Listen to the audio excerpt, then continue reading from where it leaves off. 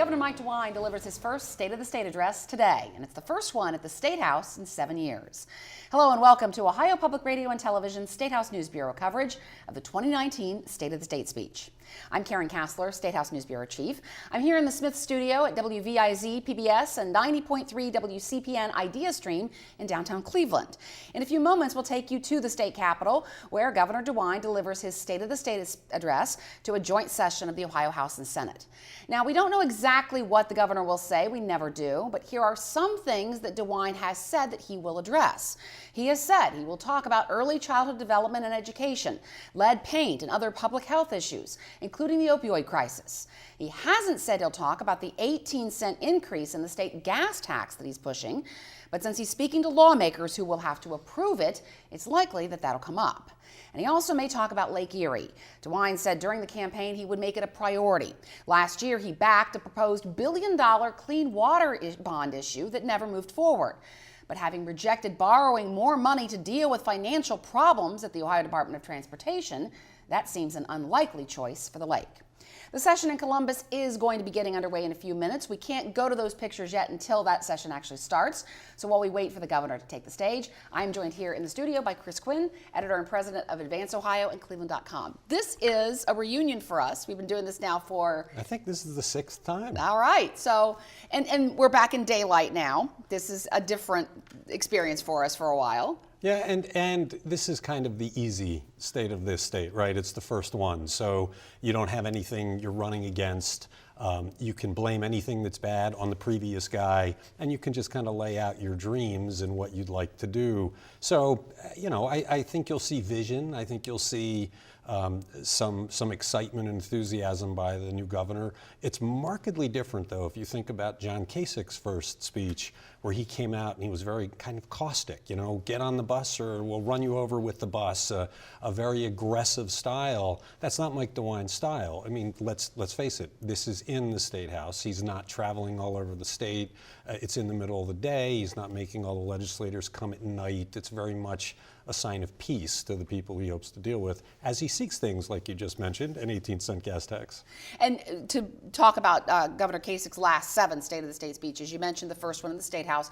That was right at the beginning of the whole debate over Senate Bill 5, which was the collective bargaining reform law that passed that year and then was overwhelmingly overturned by voters that November. And as you mentioned before we started, there were people picketing outside that State of the State speech, which makes you wonder if that's why he took it on the road.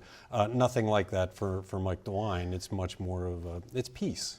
And that was the last time I was anchoring our coverage from the State House. And it wasn't just protesters picketing. I mean, they were loud. In the House chamber, there are these big, heavy wooden doors. And you could hear the protesters who were in a different part of the State House through those doors. So it was a pretty loud experience. And I think that, you know, the Governor Kasich's people will tell you that he brought that speech on the road because he wanted to bring the speech to different parts of Ohio. But you have to wonder, like you said, if that's not one of the reasons why. But that hostility really does define the difference in style we're seeing between these two governors. You know, Kasich followed Ted Strickland, and he came in like the bulldog, the bull in the china shop, knocking people around. SB 5 was a very aggressive move that the state ultimately turned back. You know, Mike DeWine has come in talking about helping children and helping people with addiction problems. He's been saddled with what is legitimately called a crisis on the road and bridges front, where there's no money to do basic maintenance, and so he's moving in crisis mode to get some funding for that. But it's so stark how different it can be 8 years later. And it's a different environment, too. I mean, when we were here last year, and Governor Kasich's last year, there was different leadership in the House. That was when, right at the start of the Cliff Rosenberger scandal. Right. And Cliff Rosenberger was Speaker, then he resigned, then Ryan Smith was elected Speaker after 11 rounds of voting. Then earlier this year, Larry Householder became Speaker. Again, he was Speaker back in the early 2000s. And so he's leading the House. You have Larry Obhoff still leading the Senate. And they seem to differ on some issues, especially that gas tax. Well, the other thing that it's the most fascinating development you've seen in the legislature in years is that the Democrats helped seat Householder, which will give the governor people to work with. It's for Kasich in his last 4 years, the legislature did whatever it wanted. He was an afterthought. He had fallen out of favor with the party after the presidential race 2 years ago. But DeWine, because the Democrats are there and have some say, if the Democrats walk away from Householder no longer is the speaker. How will those dynamics play out as they try and get these things passed? And we're hoping to hear from the minority leader in the House, Amelia Sykes of Akron, after the speech. We're still waiting for Governor Mike DeWine to start the speech here. That's why we haven't yet seen any pictures from the House. And right now, actually, we are seeing a little bit of video here. That's Speaker Larry Householder at the dais. Next to him is Senate President Larry Obhoff, two Larrys in charge there at the state capitol. And we're still waiting for Governor Mike DeWine to make his way down the aisle and take the stage there for the speech. And so a couple of other things that I want to bring up here with regard to Mike DeWine. You talked about some of the issues that he wants to bring up. A lot of money involved in dealing with the opioid crisis and with children's issues. Yeah, and it's a budget that already is tight. There's already discussions about creating an income tax cut to offset the gas tax increase. So I think he's going to be stressed to pay for all the things he's talking about paying for. When he releases his budget in a couple of weeks, it'll be illuminating, and hopefully we'll get some direction of where he's going here. That budget has to be out by March 15th. So, and meanwhile, we've got the other half, which is the transportation budget, a totally separate budget. That's the one where the gas tax increase is in, and that one has to be signed into law by March 31st. So there's really a lot of pressure, and this is the body, the House and Senate leadership and the members who are going to have to approve a tax increase. And there has been talk about trying to push some of that transportation, some of the work that's needed into the general fund. But because the general fund's so tight, I think that the governor would drive to keep it in the transportation budget so that he has money for opioid addiction and for the step up in pre-K. I mean, he wants to do a lot more for children before they get to school. Drive to keep it. I see what you did there. But also there's an issue with regard to the gas tax. Some of the people who are supporting it have been saying one of the reasons they support it is because it is a dedicated source of funding for roads and bridges. You can't take that money and use it somewhere else. Although there has been this late effort to try and peel away some to support public transit. Ohio is one of the worst in the country, really, at funding public transit, and so people who are desperate for that are seeking to do that. But there's a constitutional issue as to whether you can pull that off. And one of the things that I was hearing yesterday when I was still in Columbus is the discussion about the governor of Michigan talking about a 45-cent increase in the gas tax, and here Ohio's governor is only pushing for an 18-cent increase, but he is pushing against some lawmakers, such as Senate President Larry Obhoff, who aren't thrilled about just 18 cents. Well, it's a 64% increase. That's a big increase. I know it hasn't been increased in many years, but that's still a big bite. When you see your bill at the pump going up by $3 to $4, in addition to the fluctuations that you get,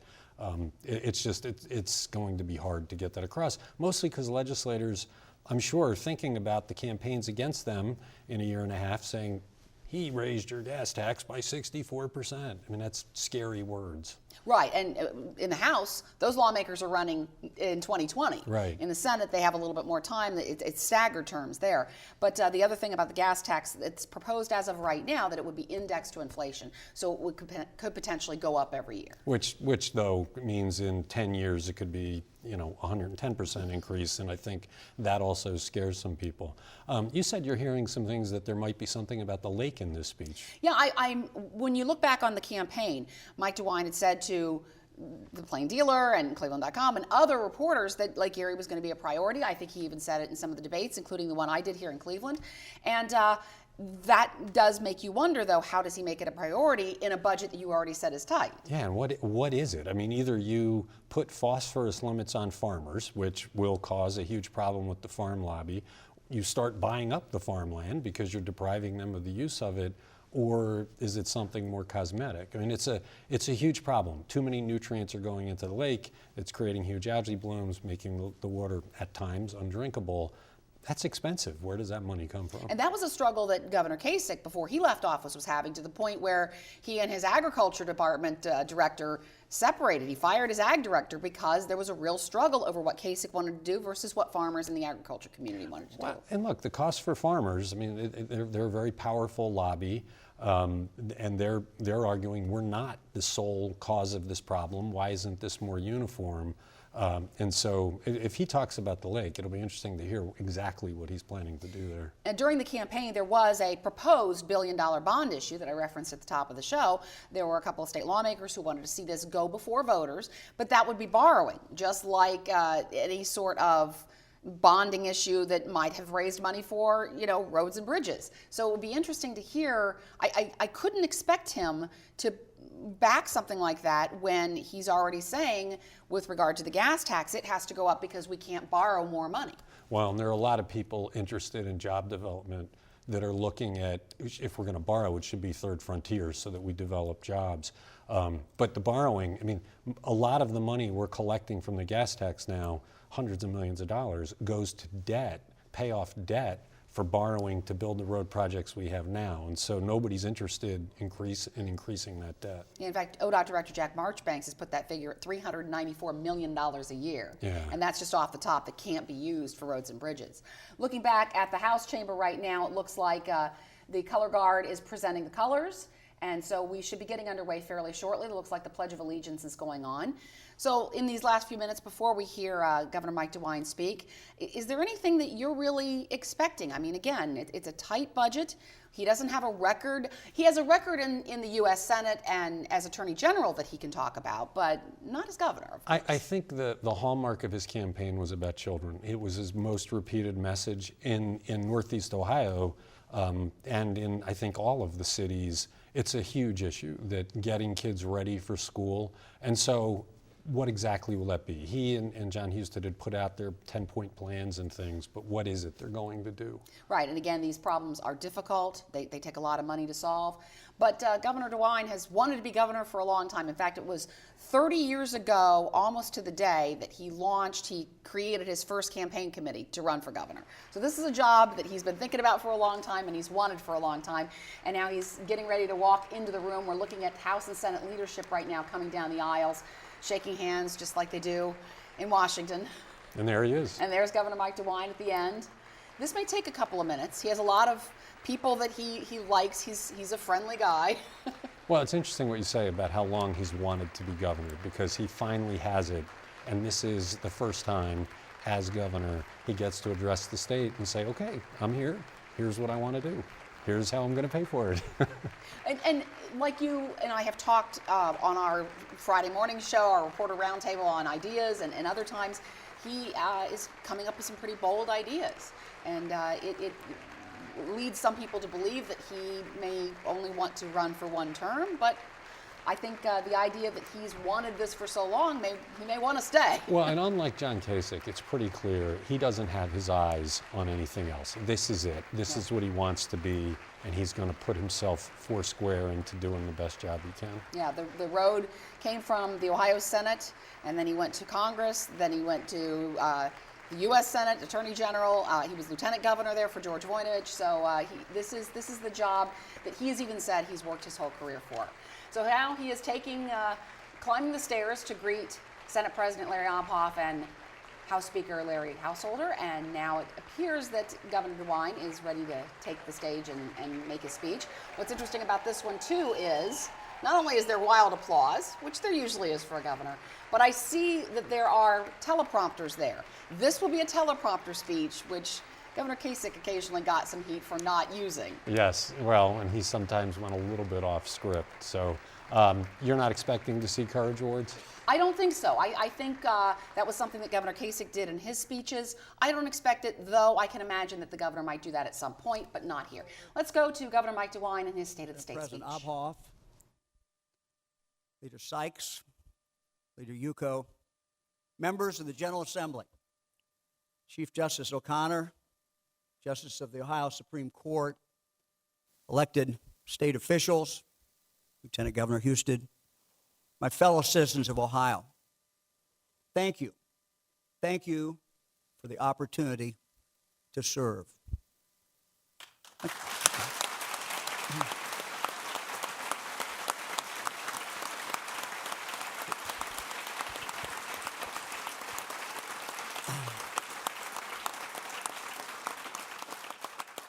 And why don't you all sit down and relax?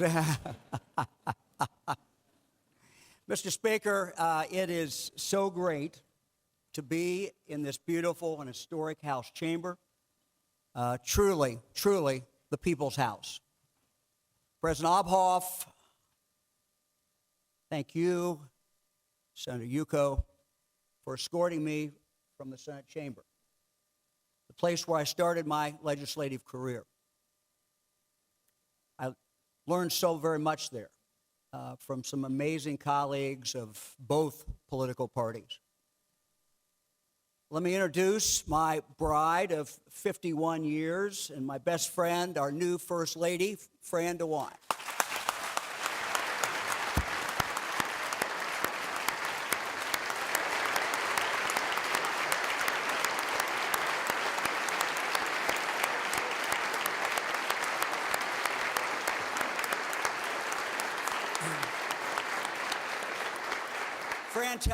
Fran tells me she's going to be focusing, no surprise, on children, particularly in regard to reading, food, and nutrition.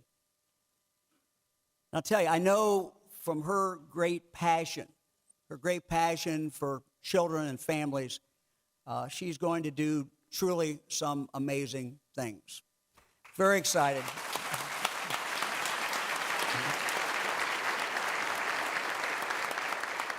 Members of the General Assembly, if our state is to move forward, we must govern together. Let me ask my cabinet at this point to rise and to face all of you. I will tell you I'm proud of this team, and I've instructed them to listen to you and to listen to the people of the state of Ohio. We will work together with you. For it's only by working together, Democrats and Republicans alike, that the people's business can be faithfully done. The Bible tells us that there is a time and a place for everything under the heavens. At this point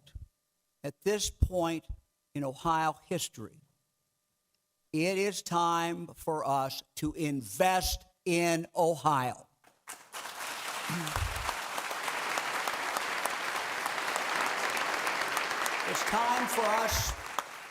It's time for us to invest in our children, to invest in our workers, in our roads and bridges, in our infrastructure, and in Lake Erie, and our state parks, and our other great natural wonders.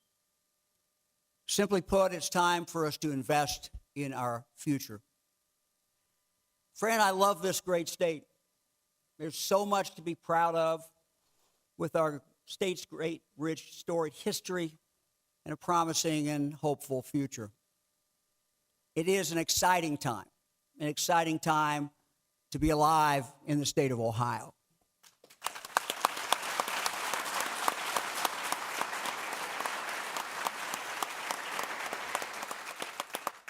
This year, we'll celebrate the 50th anniversary of mankind's first step on the moon by our fellow Ohioan, Neil Armstrong.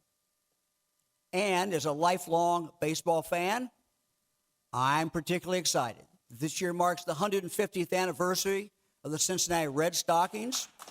Now the Reds, the oldest team in all of baseball. But not only that, on July 9th this year, the Cleveland Indians will host the 90th All-Star Game. And I intend to be there. Indeed, it's a great year to be governor of this state and to be an Ohio baseball fan. You know, one of the most important jobs of the governor is to be the biggest salesman, the biggest promoter of this state. No one was better at it than the late Jim Rhodes.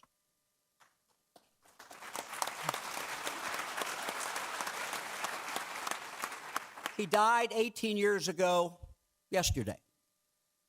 And though his final term ended 36 years ago, his legacy lives on in so many ways all over this amazing and wonderful state.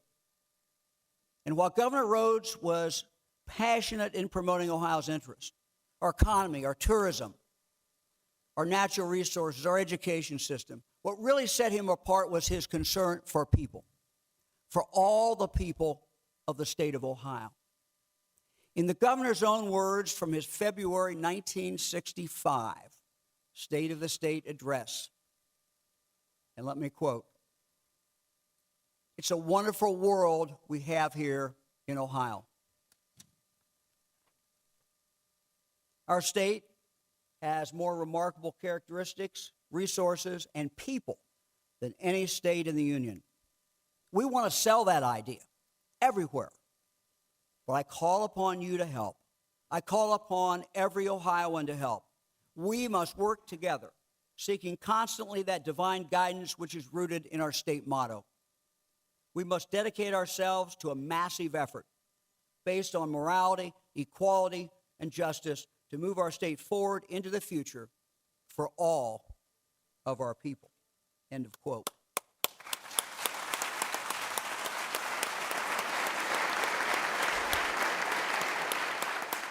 And so today, we must dedicate ourselves to our own massive effort.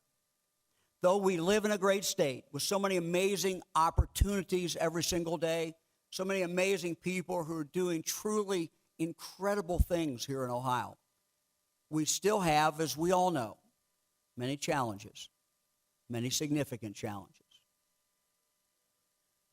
John F. Kennedy said that the job of the president is to lay before the American people the unfinished business of the country. That is also my job as your governor, to lay before the people of our state our unfinished business. Unfinished business. So let me start with roads and bridges. We have neglected them too long. We now face a crisis today that must be addressed immediately. We must fill our potholes. We must bolster our bridges. And we must rebuild our roads.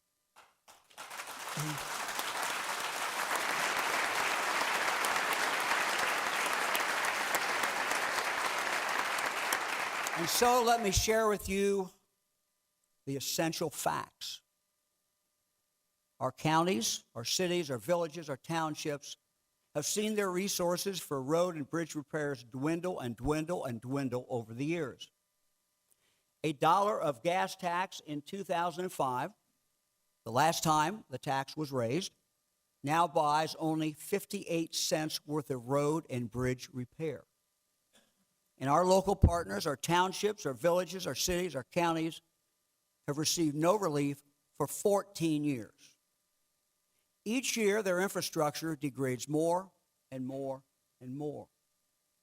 Each year, they fall further and further behind. Each year, their roads and bridges get less and less safe.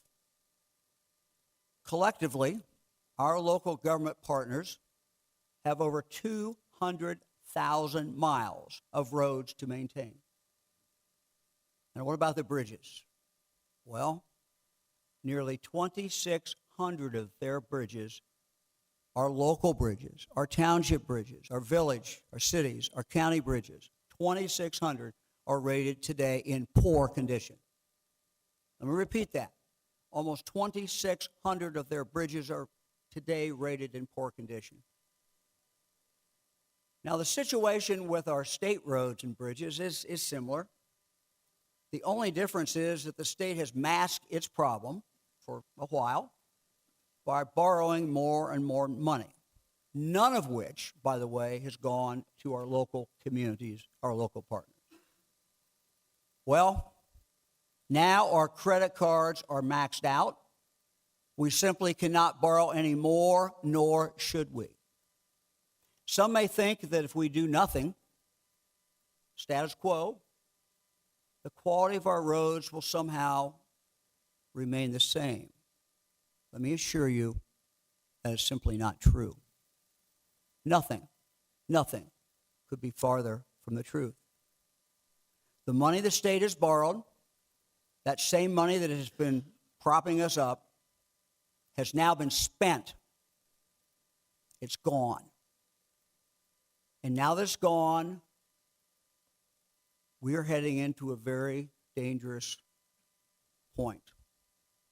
Now that it's gone, we are about to see a dramatic reduction in the quality of the roads in this state. It's just now started, but each month it will get worse and worse. For a while, the bonds propped everything up. Money's gone. Debt remains. When road conditions deteriorate by 25%, crashes double.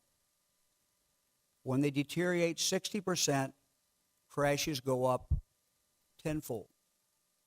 If we do nothing, more Ohioans will get hurt and more Ohioans will die. What a debt. Our total ODOT debt is now almost $4 billion. A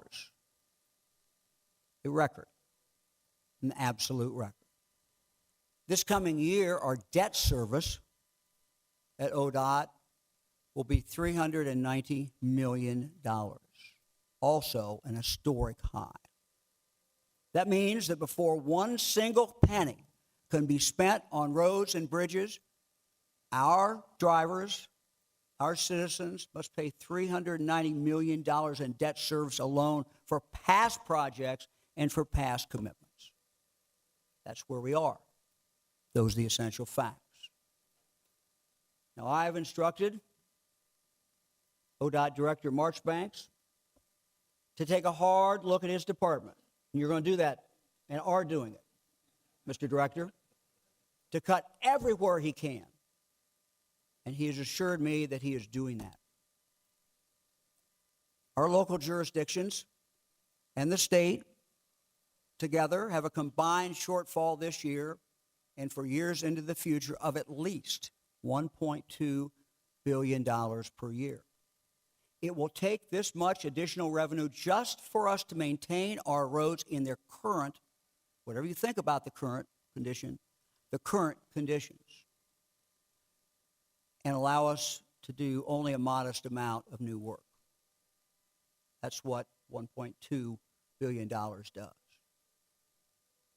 My friends in the General Assembly, my fellow citizens of Ohio, by requesting $1.2 billion to fill the budget hole and to meet existing needs, let me assure you, this is a minimalist approach. This is a conservative approach. With this being the absolute bare minimum we need to protect our families and our economy. Each one of you, think about it, each one of you knows a dangerous roadway or intersection in your district. Each one of you has ones that people complain about. Each one of you has ones that where people are dying. ODOT has, at my request, identified 150 roads and highway locations all across our state that urgently need to be fixed. Our proposal that I have sent to you, the $1.2 billion, would allow us to fix each of these. And then when all of those were fixed, we would move on to additional dangerous roads and intersections. We can do that, but we can only do it with what I have sent you. And let me just be brutally honest. If you think, if your constituents think the roads are bad now, you haven't seen anything yet if we take no action. While the local governments have been suffering for some time with the lack of resources for roads, state roads are just now entering the period where the revenues for them will drop dramatically. Look, I get it.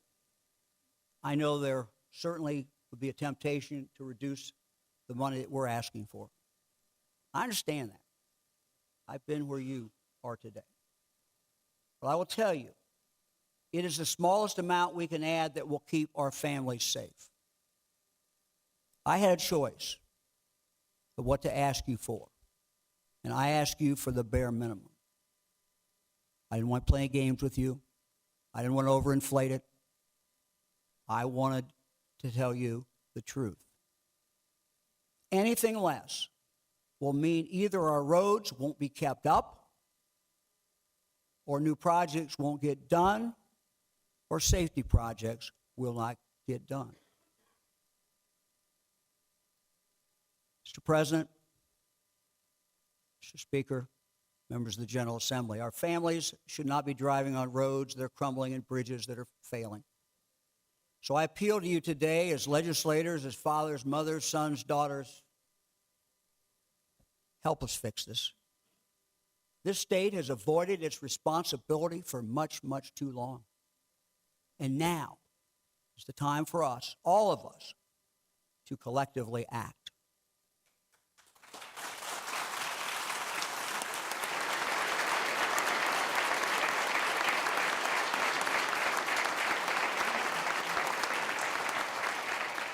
To do anything less, I believe, would be shirking our duty. As I said in my inaugural address, I will be asking you and the people of the state of Ohio to invest in things where returns will not all be immediate. In many cases, we won't see results during the term of my administration. In some cases, not even in our lifetimes. Yet still we must act. In the words of Robert Louis Stevenson, don't judge each day by the harvest you reap, but rather by the seeds that you plant. The budget that we'll submit to you will plant seeds of hope and possibility that will grow the roots of abundance and opportunity for future generations of Ohio. My personal philosophy is really pretty simple. I take the world as I find it and do everything I can to try and make it better. And through the budget we will propose, we just want to make lives better for all Ohio families.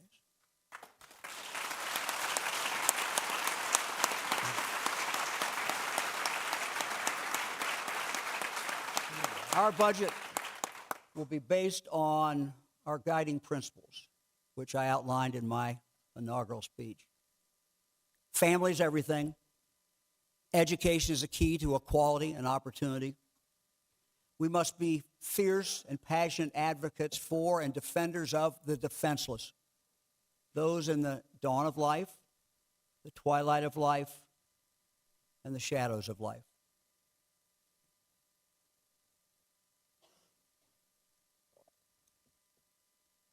And everyone, no matter where you were born,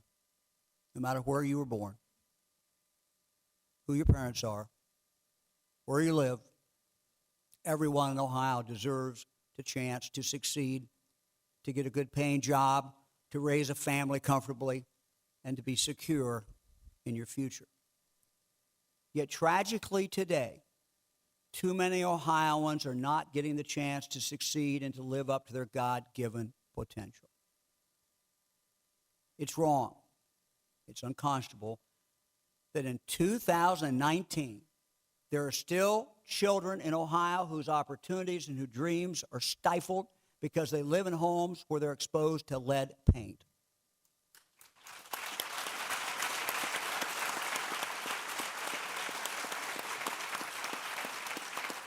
Every year, thousands of Ohio children under the age of 6 test positive for unsafe lead levels. And I will tell you undoubtedly, there are countless more who have never been tested at all who would, in fact, if tested, test positive. In 2017, we lost over 1,000 babies in Ohio who died in their first 12 months of life. That's equal to all the children under the age of 4 living in Vinton County or Monroe County, Morgan, Harrison counties.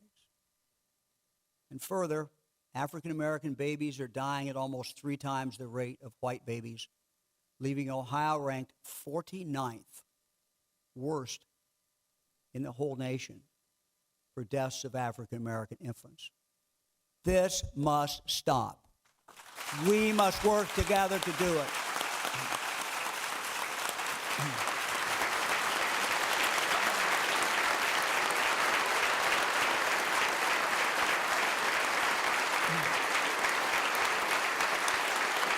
Tragically,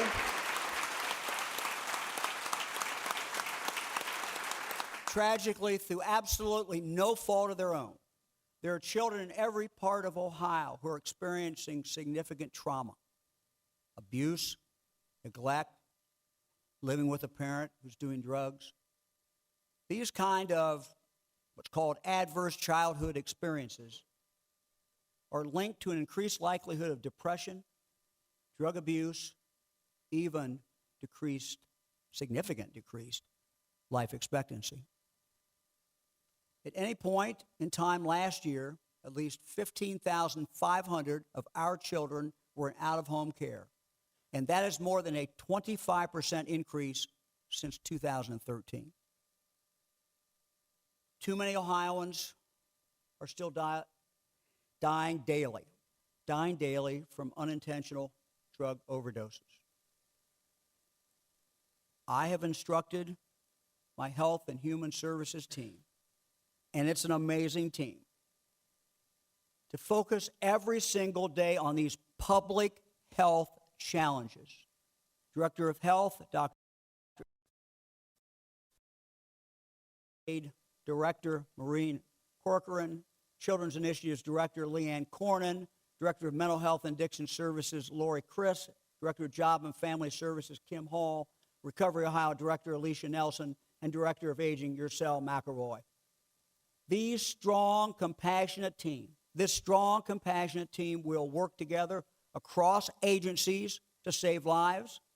They understand that kids have only one chance to grow up and that there is an emergency, therefore, an urgency in absolutely everything we do. Their focus will be on people, and they will work with you, members of the General Assembly. They will work with you, and they will work with their counterparts at the local community level where services are truly delivered and truly rendered. Take a look at them. You've got ideas.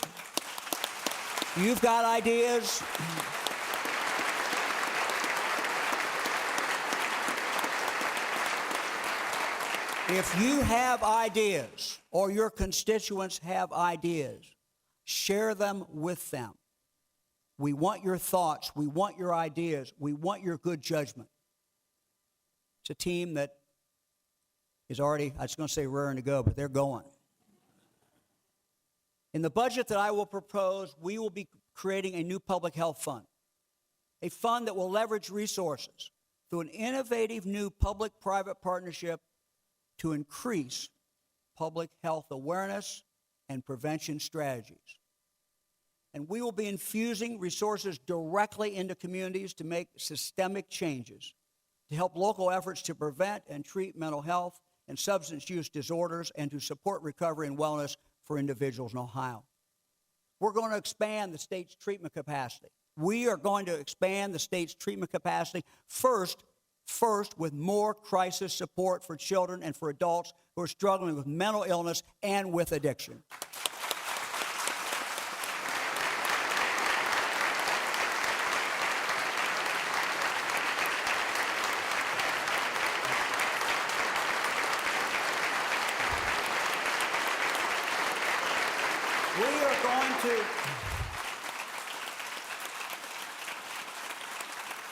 We are going to consistently and continually every year educate children in kindergarten through 12th grade on the dangers of drugs, alcohol, and tobacco use, and teach them the skills through a much-needed focus on social emotional learning, how to make healthy decisions throughout their lives.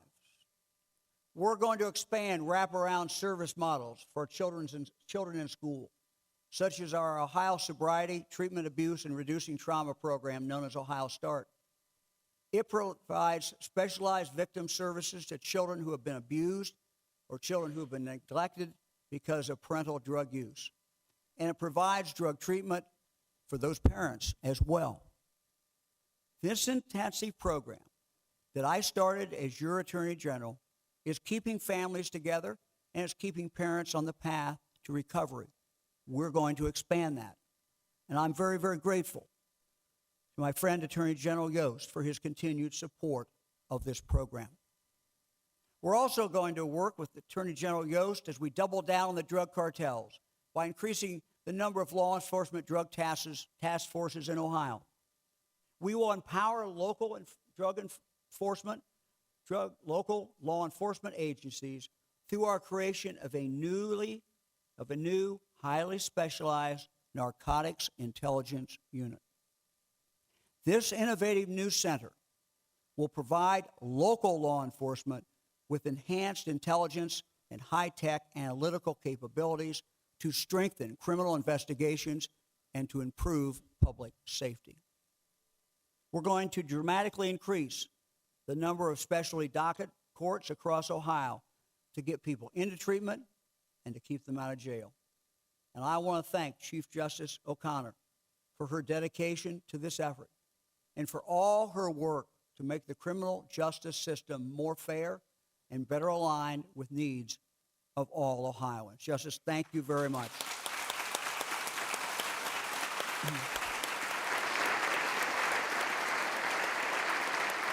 And we're going to help at-risk mothers take care of their babies by tripling the number of families served in evidence-based home visiting programs every single year.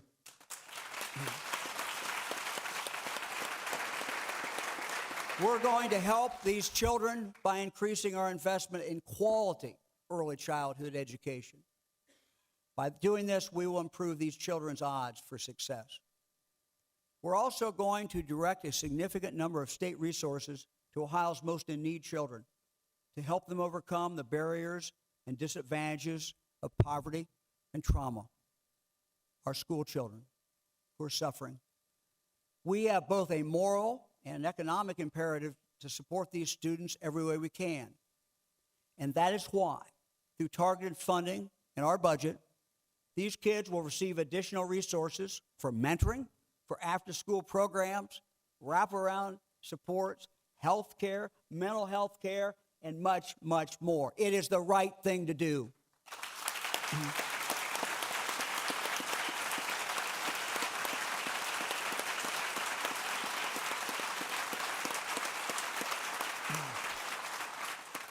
And to everyone in Ohio who works in children's services, thank you.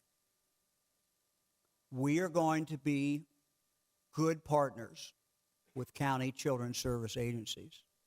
This drug epidemic has strained Ohio's welfare system, our child welfare system, with many, many more children being placed into foster care. And let's be honest. Let's be honest. Historically, the state's financial support to local children's service agencies has been very, very small. We have to change that, and I intend to change it.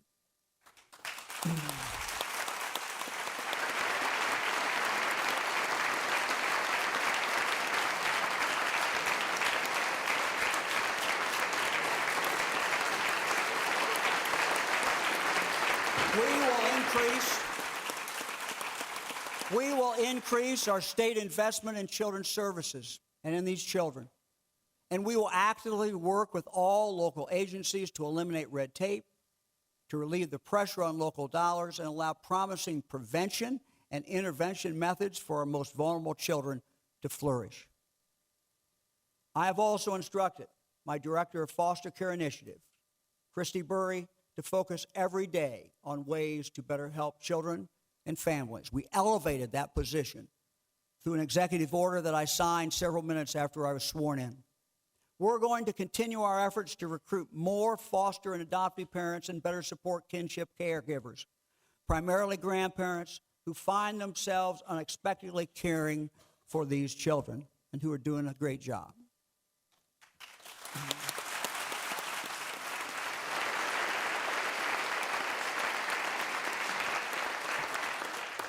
By the year 2020, 1/4 of all of Ohioans will be age 60 and older.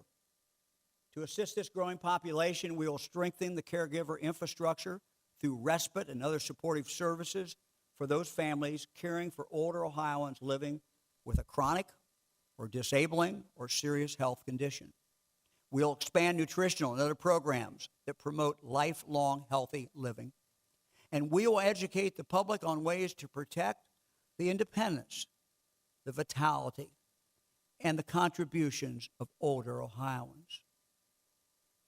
Even though our economy is going well, we have many of our fellow citizens who struggle every day. Many in our urban core, in our rural heartland, but really all over Ohio. Many people have not seen economic recovery in their neighborhoods. We will focus on bringing jobs and job training to the communities and to the people who have been left behind.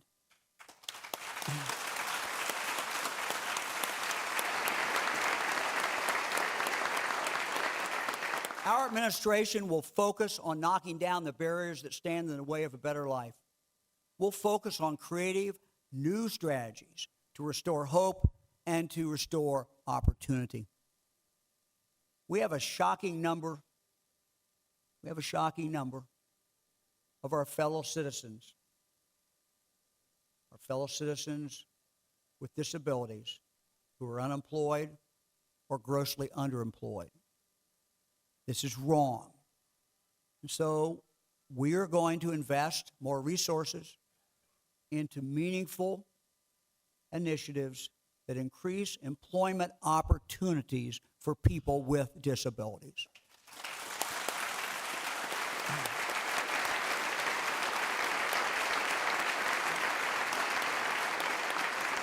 And we are going to provide more job opportunities in areas that have been left out by enhanced opportunity zones. We're going to help Ohio college students and their families by having every one of our public universities offer guaranteed tuition that won't increase one dime over the course of 4 years if that student is in college.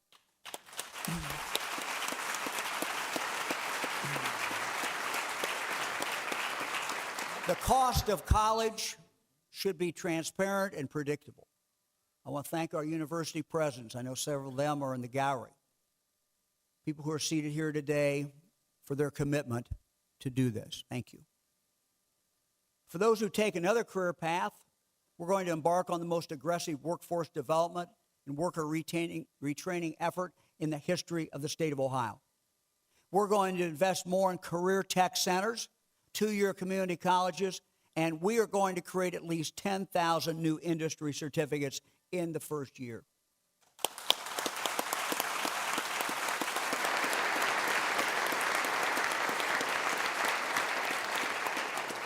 And let me just take a moment, while we're talking about education, to thank all the teachers in Ohio.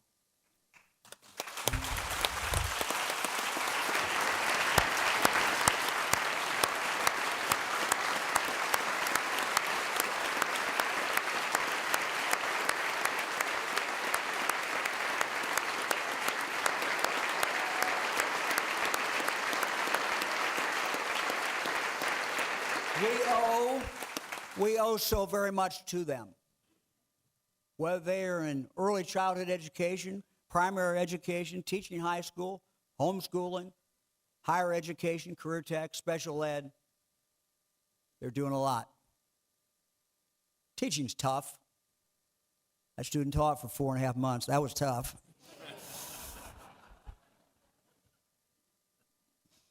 Figured being a lawyer is a lot easier. It's a tough job. Teaching is tough.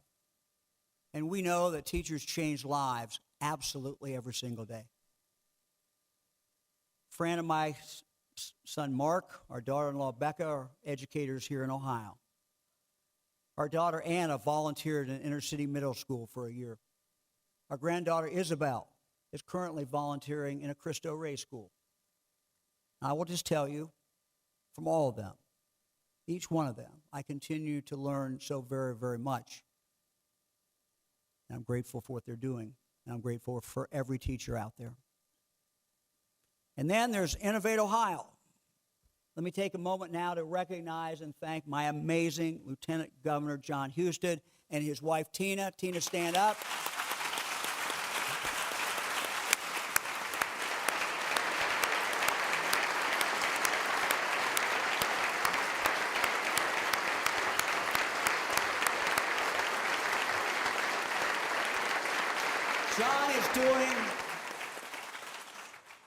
John is doing transformational things for our state through Innovate Ohio. Innovate Ohio's mission is to look at every state service through the eyes of the customers, our Ohio citizens, our job creators. Innovate Ohio will take a leading role in technology projects across this state. They will coordinate projects across our administration to use data to change the way we solve problems. Already, Innovate Ohio is working. Already, Innovate Ohio is working to better collect and use data across agencies in important areas involving the opioid crisis, workforce development, children's initiatives. A lot more is coming. Now, let me talk again about a couple more areas where we simply must invest. We need to invest more in our great state parks, our preserves, and our natural areas.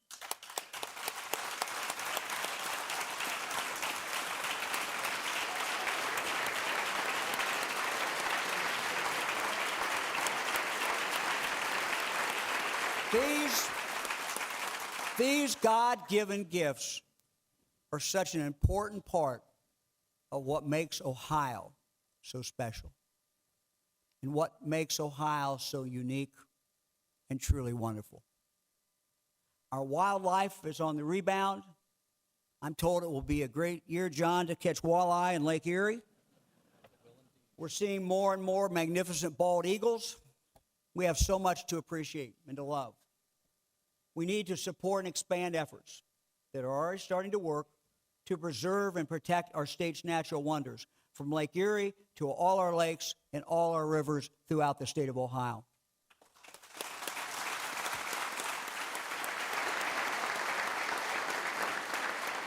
But let's be honest, at the same time, we still face some significant challenges.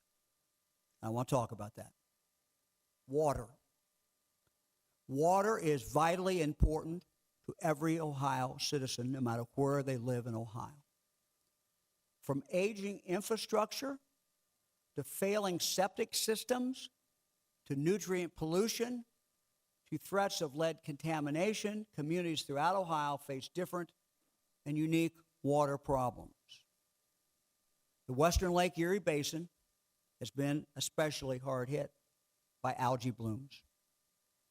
We remember, those of you from Toledo, remember 2014 water crisis when 500,000 Toledo residents couldn't use their water at all. And we've heard from charter boat captains who said that during blooms they have to travel further and further out into the water because the lake is so thick and green, it was almost like pea soup. Our water problems have accumulated over the years. And it is going to take a dedicated, long-term commitment to achieve real solutions to protect Ohio's water for our children and our grandchildren.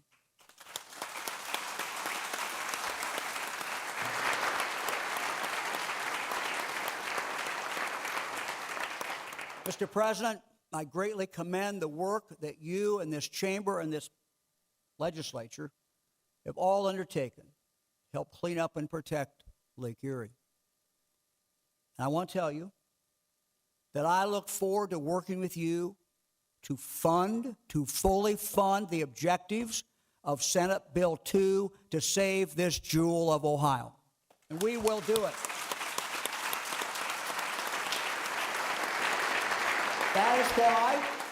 That is why, through the budget that I will submit to you in a few days, we're going to create a new fund called the H2 Ohio Fund to invest in targeted solutions to ensure safe and clean water all across the state of Ohio. We cannot, my friends, we cannot continue to lurch from water crisis to water crisis.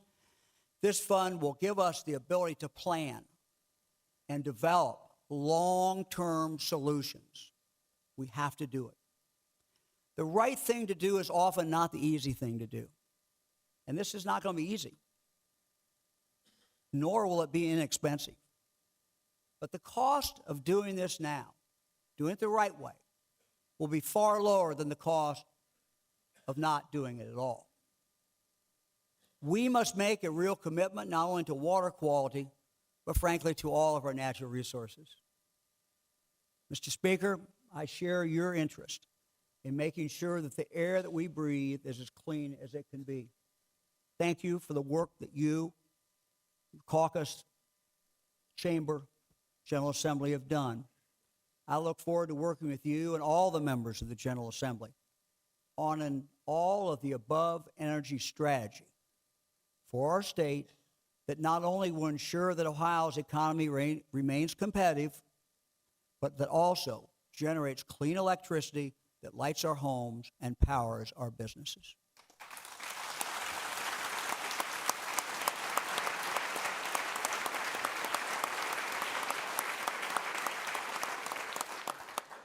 Leader Sykes, Leader Yuko, Fran and I enjoyed sitting down and sharing breakfast with you and your leadership teams recently and hearing about the issues that are important to you, important to your caucus. Fran and I enjoyed that a lot.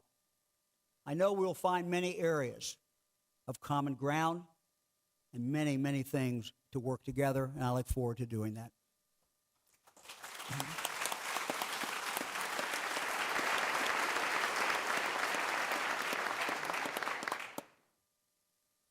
Mr. Speaker, Mr. President, members of the General Assembly, we're poised to lead a new Ohio renaissance, a rebirth of our state by facing the problems we have put off for too long and tackling our challenges head on.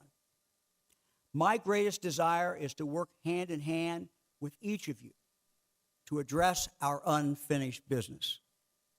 I know that through good Ohio grit and determination, and by undertaking bold, daring, and transformational efforts, we will move Ohio forward.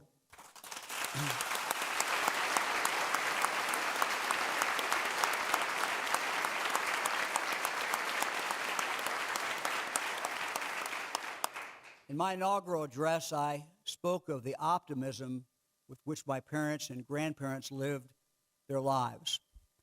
And I talked about how my grandfather planted trees well into his 80s, surely knowing that he wouldn't live to see them grow big and tall. Yet he did it. He did it nonetheless.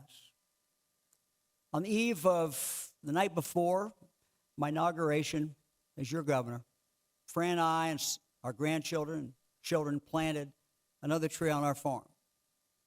That tree is a symbol of our optimism, of our commitment to and our abiding faith in the future of this state, and of our sincerest belief that through our actions now and through our investments today, we will change lives.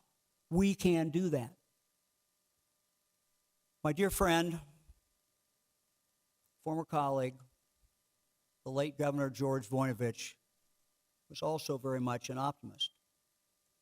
Fran and I learned so very much from George and Janet when I served as his lieutenant governor and later alongside him in the United States Senate. And so with them in my heart, in my mind today, I would like to conclude my first State of the State address with the closing lines of George Voinovich's final State of the State address. George's uplifting, optimistic words still ring so very, very true today. With God's help, and with all of us working together, the sun will always shine brightly over this great state of ours, beautiful Ohio. Thank you very much. Thank you.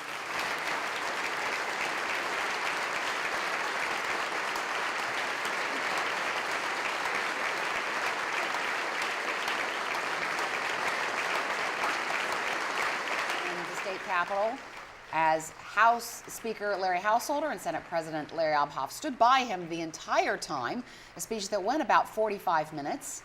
and he's now leaving the chamber, shaking hands with several cabinet members, with Chief Justice Maureen O'Connor, with Attorney General Dave Yost, Treasurer Robert Sprague, Auditor Keith Faber, Secretary of State Frank LaRose. They're all there today. But this speech, Chris Quinn, who is joining me here in the studio for a little analysis before we turn over to Minority Leader Emilia Sykes. Chris, this was an interesting speech. Well, I think one of the most telling parts of it is for the first 15 minutes, the only issue he addressed, the only concrete issue he addressed was the state of the roads and bridges. It's almost like he's seen the blowback he's gotten from his proposal to raise the gas tax by 18 cents, feels it is vitally important not to reduce that, that is needed, and drilled very hard into it before he moved forward to his other issues. You know, it was a speech that didn't have a lot of specifics. Like, you know, one of them was he wants to have a narcotics intelligence center that would provide great information to what he wants to do, the expanded drug task forces he wants to have, but not really saying how he's going to pay for it. He said he wants to create an H2 Ohio fund for all water problems, not just Lake Erie. I guess he knows he needs to get buy-in from the southern part of the state, but again, not really saying where the money's coming from. He addressed a lot of the key issues that are important to Ohio, lead paint, not least of them. There's been a lot of work done in Cleveland on that by the Plain Dealer. Again, no speaking of where the money comes from. He pointed out that African American infants in Ohio were the 49th ranked state for infant mortality, and that must stop. But I'm not sure how he intends to stop that. So I guess a lot will ride on the budget he puts forth. Clearly, he's not letting go of his push for that 18-cent gas tax. He thinks that's very important. He also made clear that a lot of that money goes to villages, townships, cities, and counties, which he acknowledged have been hurt pretty bad these last 14 years in terms of finances. I guess he's looking to get support from the many, many elected leaders in those places to lobby their legislators to come forward with that cash. And this was a speech that we were thinking might be a little bit more as a traditional gubernatorial State of the State address that would be something that we could conclude in an hour. That's not happened. So we're going to carry this program on until just around 1:30 for our 90 minutes for those stations that are watching later in the evening. But while we wait for the session to end and Minority Leader Emilia Sykes to join us for her first reactions, I want to look back at a couple of things that he said in the speech. You're right, he spent the first quarter of the speech or third of the speech talking about the gas tax. That was one thing that he did not telegraph to reporters that he was going to bring up, but we all kind of expected that. Some of the other things that he talked about, though, he went into discussing his budget, which is due on March 15th, and talking about some of the issues with regard to, as he put it, making lives better for all Ohio families. That was a whole section there where he talked about some issues that are potentially big money issues. One of the things that stuck out the most, and I say this as the husband of a teacher, he spent a good part of the speech talking about how much he appreciates teachers. He knows how hard their lives are, got a lot of applause. This is a marked difference from John Kasich, who with SB 5 had kind of declared war on teachers. Teachers did not like John Kasich. They did not. Republican or Democrat, they felt like he did not recognize what they do. I mean, remember his initiative where he was going to make them spend time in businesses because all education should be about getting kids ready for business. They were very offended by that. It's like DeWine knew that and just warmly embraced them. Talked about several of his kids are teachers, a grandchild is a teacher, and he knows that they change lives. It was quite a moment, and you bring that up. I was struck by that because, again, the last time the speech was done in the State House was when Senate Bill 5 was being discussed. That was a bill that would have directly affected teachers with regard to collective bargaining, and I can even remember when Kasich first, after he won in 2010, one of his first press conferences, he talked about the OEA, the Ohio Education Association, needed to take out an ad apologizing to him for what they said about him. So it seemed like the feeling was mutual there. Yeah, he had there was an 8-year battle between them, and clearly Mike DeWine wants to do it differently. I think it was interesting who he quoted. He quoted former Governor Jim Rhodes, former Governor George Voinovich, He didn't mention John Kasich, although he did mention Robert Louis Stevenson, which not a former Ohio governor. And not Plato or Socrates, Right. recalling Governor Kasich's last speech there. There were just some really interesting moments here, too. He talked about Lake Erie, which we talked about before the show. That was something that he hadn't necessarily telegraphed, but you had to wonder. He talked about Lake Erie being a priority during the campaign. So he talked about these H2 Ohio Fund. One of those moments where, interesting idea, but where are the specifics on it? Well, I do think it's smart. I don't think that all of Ohio understands the importance of Lake Erie to the Ohio economy. I mean, let's face it, if you're in the southern part of the state, it's pretty far away. It's not front of mind. By making a water initiative that is about lead in pipes and aging infrastructure and failing infrastructure, he gets statewide support, that this is not just a fund to clean up the southwest end of Lake Erie, which is having the algae problems. It's something that the whole state needs. And there's no doubt about it. There are a lot of aging systems in this state that could use an infusion of money to get them up to date. And that was in a part of the speech where he also talked about parks. We've heard a lot of talk about the state park system and what that needs. And he talked about clean air. There was a whole kind of environmental element here. Well, and does that mean that he will resist any efforts to drill for oil and gas in the state parks? It's always something that's out there. That was something that actually came up during the whole discussions about what to do with regard to raising the gas tax. That was actually a proposal that was brought up, is could there be fracking or otherwise drilling on state lands to try to bring in some extra money. So it's interesting that he brought that up in the speech. He also talked a little bit about education. He had said he was going to talk about early childhood education, which he did, but also about education in general. He talked about guaranteed tuition at Ohio colleges for 4 years. If you enroll and you're there for 4 years, you'll pay the same amount of money. And that he had gotten colleges and universities, the public colleges and universities, to buy into that. Yeah, and that's a good idea. I mean, the colleges can hedge against extra costs by setting the price a little higher at the front end, but he said that parents deserve to have predictable costs.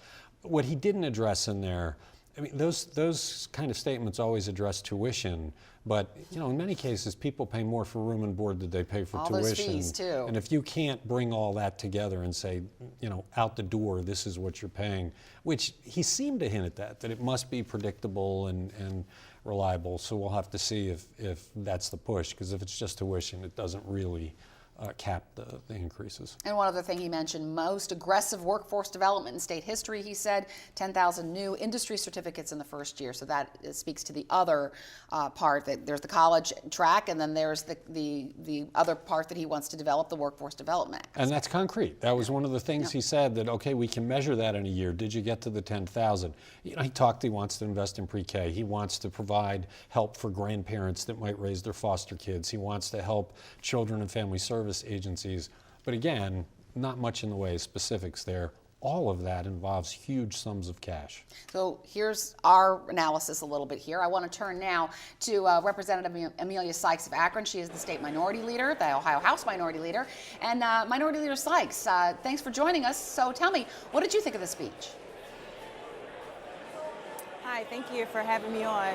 I think we heard some very favorable and optimistic themes, which I think resonated well with both caucuses, and it resonated well with me as a legislator for my community.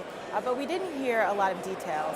I know this is an aspirational speech, and we may not see some of those details, but I am very hopeful that Governor DeWine is willing to work with us, the Democrats in the aisle, as well as Republicans, and make sure that the substance of his ideas is really meaningful for every member of this state, as he said.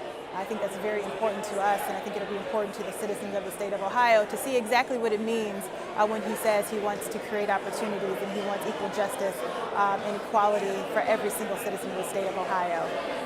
Was there anything in the speech that really stood out to you besides, as you mentioned, the lack of detail on some of these things? Any proposal, anything that you really were struck by?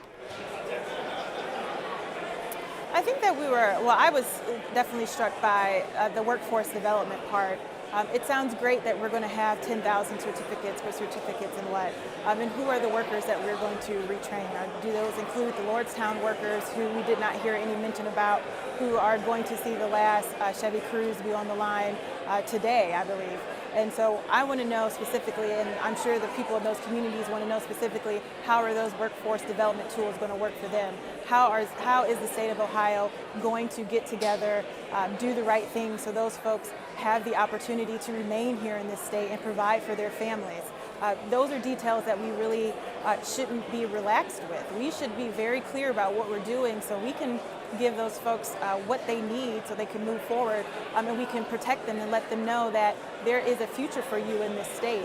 We don't have the opportunity now to just not be very clear about what's going on because people's lives are at stake. And so I look forward to more details and working with the governor, and I would have hoped that he would have been willing to share a little bit more meat of that proposal, because quite frankly, these folks need it. And the governor also spent a fair amount of his speech talking about the gas tax and really turning to lawmakers and Ohioans in terms of saying that this needs to be dealt with, that the gas tax increase is something that he really wants. I know you haven't said yet which side that you're falling on here, that you wanted more details, but is a gas tax increase, after listening to the governor, something that you're ready to support? I think that the Republicans want a gas tax increase, so we'll probably see a gas tax increase. But what we are doing on our caucus is making sure that if we are going to see that, we're going to ensure that public transit gets funded. There are opportunities for our low-wage earners and those on fixed incomes have the ability to pay for this, and it does not overburden them in a way that makes it very difficult for them to even get to work, get to school, get their children to doctor's appointments, because all of those things matter. We are definitely coming down the last few days of trying to figure that information out, and you'll see us working very hard to hammer out those final details. But I will say that there is still concern among the member of our caucus about what the actual need is, and I think the governor made a very compassionate and emotional plea towards making that gas tax what he proposed. And we hear him and we understand him, but we are still looking forward to working with the members of our body to ensure that everybody gets what they need, not just ODOT, but all those folks back at home. Our local governments are having the resources they need to fix the potholes and repave the roads, and they have the tools that they need to get done, what they need to get done to keep people safe back at home. You and many Democrats represent urban areas, and that's one thing that I want to ask you about with regard to this public health fund that the governor had talked about. He didn't give any specifics there, but that's potentially something that could deal with some issues that you and other Democrats who are in urban areas are dealing with, right? Well, I think that the Public Health Fund can work people throughout the state of Ohio. The health of the state is not just relegated to urban areas. Folks in the rural areas and suburban areas also deserve to have the benefit of good health, public health awareness, early interventions, and prevention. And so I look forward to working with the governor for this. Obviously, public health has been a passion of mine, and I'm looking forward to working with Dr. Acton on seeing how she reorganizes the Ohio Department of Health to make sure that we are doing the best we can to promote wellness in the state of Ohio, not just a sick care model where we are incentivized to have sick people, which is not only to the disadvantage of us financially, but also for our human capital. So I think there's a lot of opportunity there, and I look forward to seeing what's going on. But it's not just for our urban cores, it's for people throughout the state. We all deserve to have good health and wellness. And finally, the governor also mentioned that he had a breakfast. He and the First Lady had breakfast with you and some other members of the Democratic leadership team. Tell me a little bit about that. Yeah, it was a great opportunity for us to get to know each other and to understand one another and what our priorities are. And we talked to the governor about some of the issues that you heard today. We did talk about the gas tax. We talked about home visiting and infant mortality rates and what it looks like for the disparities for black children versus white babies, and how we can wrap our arms around that and reducing structural racism and toxic stress for those folks. We talked about public health and wellness and what it means for people to be well and how we can incentivize our our healthcare systems and our payers to encourage wellness and health rather than sick care. And I think we had a wonderful conversation about public school funding and getting rid of House Bill 70 and having wraparound services like the original House Bill 70 was intended to do. It felt like he was open to our conversation, and he said many of those things today, but as we discussed earlier, we're looking for the details. We're looking to see what the substance of that is, because as we know, we could have a good bill like House Bill 70 was, and it could be hijacked and turned into something completely sinister, and we don't want that to happen. So we will be looking closely at his proposals and the substance of that, but also look forward to working with the governor to make sure that Ohioans across the state are getting the best that they can out of their state government. All right, Minority Leader Emilia Sykes of Akron, thank you so much for joining us. I appreciate hearing your thoughts. Thank you. My pleasure. All right, well, it was interesting to hear from the Democratic leader of the House talking a little bit about what she heard from Governor Mike DeWine. Well, particularly on the gas tax, it sounds like you have really three kind of competing interests now. You got Obhoff, who seems like he's going to fight this unless he gets an income tax increase, and he's skeptical of the degree to which the roads are deteriorating. You have Householder, who seems pretty amenable to the gas tax increase, and then you have the Democratic caucus, which is saying we want public transit, we want to make sure there are jobs, and all of these three have leverage here, and so somehow that has to come together to get something done, and it's not clear how that'll happen. But as you pointed out when we started, they only have till the end of this month, right? Yeah, exactly. It has to be signed into law, not only pass the House and Senate, but signed into law, and that's what takes the time there. Emilia Sykes is headed off to the minority response, which will happen after the majority response. This is a kind of a tradition that started under Governor John Kasich, where the Republican leaders will come out and make statements about the speech, even though they're following a Republican governor, and then the Democratic leaders will come out and make statements. So we're hoping to get a chance to drop in, and in fact, we are right now. This is Senate President Larry Obhoff speaking. How we're going to get there. So we appreciate his long-term view of the issues, and particularly focusing on some of the key investments that we can and that we should be making to protect the most vulnerable among us, and try to improve our efforts on infant mortality, to focus on early childhood education, to protect and preserve Lake Erie and our other waterways, and build on what is already a tremendous park system that we have throughout the state. So we look forward to working collaboratively with the governor, with the House of Representatives, and frankly across the aisle with members in both parties in the legislature, to work together to do everything we can to make Ohio as great as it can be. I think it was an inspiring message by Governor DeWine. He talked about our role as government from someone's birth to someone's death, trying to take care of the most vulnerable Ohioans. Certainly our natural resources that we have in Ohio, which we have an abundance of and we're very proud of. He went on and talked about our needs to invest in Ohio as far as infrastructure, our colleges, our career centers and such. We've discussed for quite some time that we have many jobs in Ohio that need to be filled, but we have many citizens in Ohio that don't have the skill sets needed to be able to fulfill those jobs. And so I heard from Governor DeWine that he's going to be sending a proposal to us to try to reach those citizens and make not only education a top priority as it always is, but also make sure we're targeting those areas that are the most significant for job creation. I thought it was a very good message.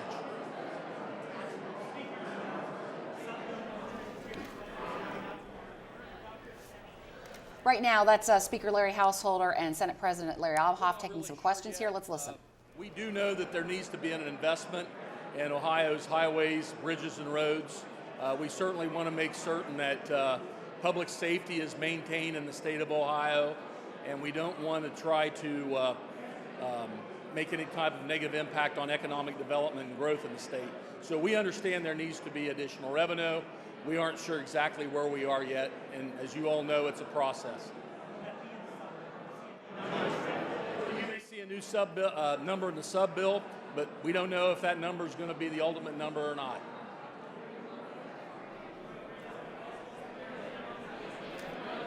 Again, this is couldn't the hear you. Republican response to the State of the State speech that we just heard from Governor Mike DeWine. Speaker Larry Householder and Senate President Larry Elbhoff taking some questions. I think, when you look at a problem that might extend out 10 years from now, I think that he's looking at things maybe differently than some of us are.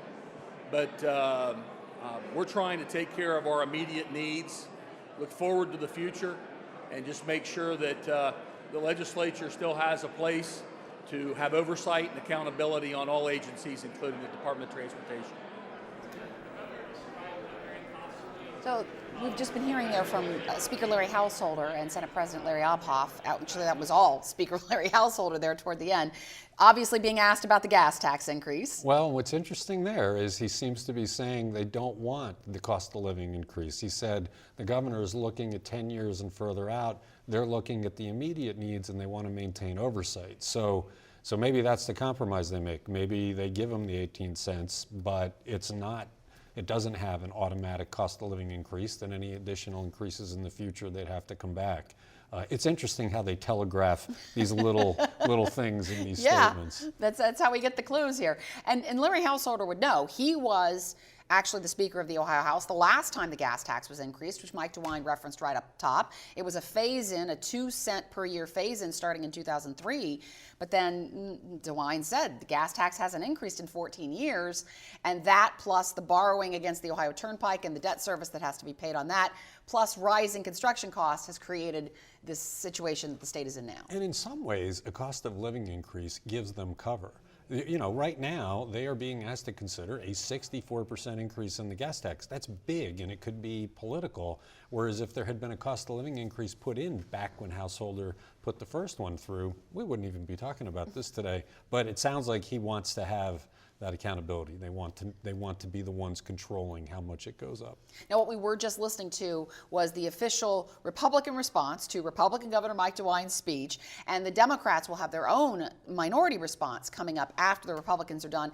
And if you're interested, you can watch that on the Ohio Channel, on the Ohio Channel's website. That's still going on right now. But we're going to stay here and wrap this up here, Chris. So some of the other things that were brought up, there was this whole Narcotics Intelligence Center, expanding drug task forces, specialty dockets in courts, all to try to deal with this opioid crisis that's been going on for quite a long time. Yeah, that's right. He did say he wants to greatly expand the drug courts so that fewer people go to jail and get the treatment. And then he saluted the Chief Justice for all of her work of late to try and make the courts more fair. I mean, it's become a national kind of social justice issue to take the money out of the courts because people of lesser means get stuck in jail, they can't post bond.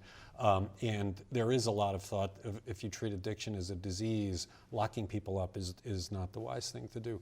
I also think it was funny how that speech started. I mean, you remarked as it began, he looked so ebullient and happy. Oh my gosh, right? He looked so happy. And then he's talking about the anniversary of the Reds and how excited he is as governor. He gets the to All-Star game coming up here in Cleveland. Yeah, and he gets to go.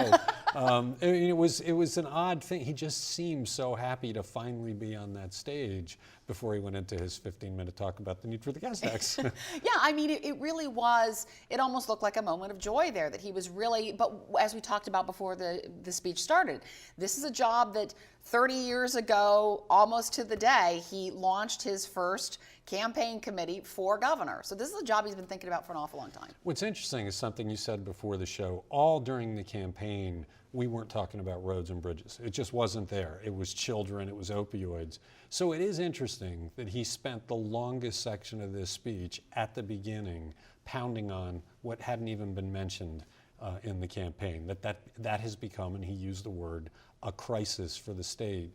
And he feels it's so important that he used his moment to lobby his colleagues. Yeah, I mean, when we covered the campaign and I moderated one of the debates, we asked a lot of questions about, now in our debate, we asked about public transit, but we didn't ask about what was happening at ODOT, even though I think a lot of people were aware that there were issues that were developing. He's even said since then that he knew there were issues, and he said during the campaign that he would form a blue ribbon task force and he would take their recommendations and never ruled out a gas tax increase, which is exactly what happened. And he said it would happen quickly. And he was graceful about it. He could have taken the stage and in talking about the gas tax saying, look, folks, I didn't create this problem. This was left for me. But he didn't. He addressed it as, hey, we have needs. They're getting older. This is the minimum I think we need to ensure the safety of Ohioans, and so I'm counting on everybody here to work with me to get this done. So it was a graceful way of proceeding. And his budget comes out next Friday, March 15th. That's the last day that he can actually deliver the budget. And he did give us a couple of clues. We've talked about a little bit of what he was going to say in that budget here, talking about funding for kids issues and foster care. He's already said that he wanted to increase funding for foster care because the need has gotten so great. But in this case, unlike in past years where the Republicans pretty much threw away the governor's budget and set their own, the Democrats in the House will be pushing for more money for the issues that they feel are important against Republicans who might be trying to peel away from what the governor feels important. There's going to be an interesting battle as we head to passage. And when does the budget have to be passed by? It has to be signed into law by the end of June. Wow. So yeah, there's not a lot of time. And typically there isn't a lot of time, even when budgets are proposed earlier, in January. It's a long process, and he's on kind of a short timeline here with a lot of issues that he really wants to get to. But this was a very interesting speech overall. Final thoughts? The one other thing, I did think he might bring up the heartbeat bill because it is something near and dear to his heart. He did not. And actually, Ohio Right to Life's president, Mike Gonidakis, told me he was at the speech today, invited by the governor. So. Yeah, and I thought that he might bring that up, saying it's important to him, it's important to Ohio, and that he didn't. Kind of tells you where it is in his priority list right now. Yeah, he has said he would sign that bill, but he and both the leaders of the House and Senate have said that the bill will pass, but it was never a priority item for them. I think that may be because they all know this bill will pass and will be signed. And they'll get to it after the budget is finished. Yeah, and he did make comments about making lives better for all families, for his priorities, including the defenseless. So maybe that's where he put it. His quote, "Family is everything." Yeah, it's this subtle way, I guess, of remarking on it. All right, well, Chris Quinn, it's been a lot of fun to take us through this speech here, Governor Mike DeWine's first State of the State speech. Hopefully we'll be back again next year to do it again. Always a pleasure. All right, well, thanks very much. And that wraps up our Ohio Public Radio and Television State House News Bureau coverage of the 2019 State of the State Address. I'd like to thank Chris Quinn, which I just did, editor and president of Advance Ohio and Cleveland.com. Also, thank you to the crew here at WVIZ PBS and 90.3 WCPN Idea Stream in Cleveland, and especially producer Amy Cummings. I'm Karen Kassler. Thanks for tuning in.